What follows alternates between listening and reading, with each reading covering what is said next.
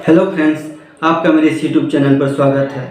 तो आज के इस वीडियो में मैं आपको सीआरपी टेस्ट के बारे में बताऊंगा कि सीआरपी टेस्ट क्या होता है और क्यों किया जाता है, और यह कितने टाइप्स के होते हैं और इसका नॉर्मल लेवल कितना होना चाहिए। साथ ही कोविड के पेशेंट को यह टेस्ट करने के लिए क्यों रिकमेंड किया जाता है उसके बारे में भी हम जानेंगे। अतः आप मेरी इस वीडियो में अंत तक जरूर बने रहें। तो अब हम बात करते हैं कि सीआरपी टेस्ट क्या होता है। सीआरपी टेस्ट, जिसे सी रिएक्टिव प्रोटीन टेस्ट भी कहा जाता है, यह एक प्रकार का प्रोटीन होता है जो हमारे बॉडी में लीवर के द्वारा बनता है।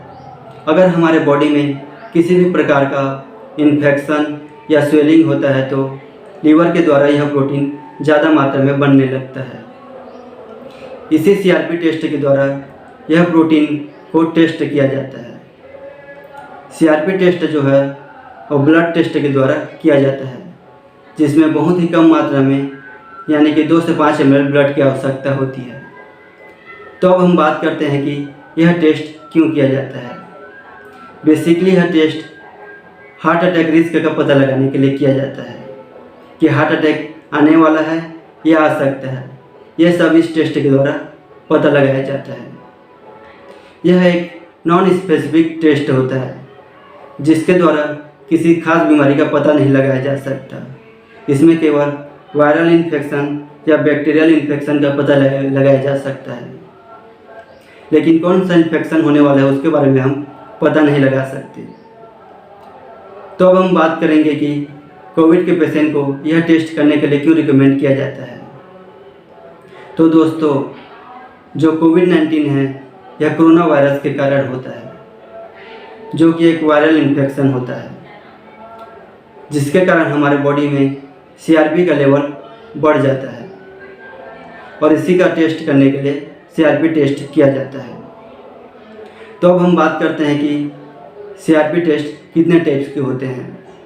तो दोस्तों, सीआरपी टेस्ट 2 टाइप्स के होते हैं। पहला HSCRP टेस्ट यानी कि हायर सेंसिटिव सीआरपी टेस्ट, और दूसरा स्टैंडर्ड सीआरपी टेस्ट। तो अब हम बात करेंगे कि इसका नॉर्मल लेवल कितना होना चाहिए। अगर इसका लेवल 1 से कम है तो यह नॉर्मल है। वही कोविड-19 के केस में यह लेवल 10 से कम है तो उसे नॉर्मल माना जाता है, और यह लेवल 10 से 20 के बीच में है तो यह माइल्ड कोविड-19 है, और 20 से 40 के बीच में है तो यह मॉडर्न कोविड-19 है। अगर यह लेवल बढ़कर 40 से 100 के बीच में है तो उसे सीरियस और क्रिटिकल पेशेंट कहते हैं। लेकिन बहुत से केस में जो कोविड-19 के पेशेंट हैं जो सीरियस और क्रिटिकल हैं, उनमें यह लेवल 100 से 300 तक भी बढ़कर देखा जा सकता है। तो दोस्तों, शुरुआती दौर में अगर पेशेंट का सीआरपी टेस्ट किया जाए तो इससे यह पता चलता है कि उनके बॉडी में जो इन्फेक्शन हुआ था वह माइल्ड है या क्रिटिकल है या फिर सीवियर है। इसी के आधार पर उन्हें ट्रीटमेंट दिया जाता है।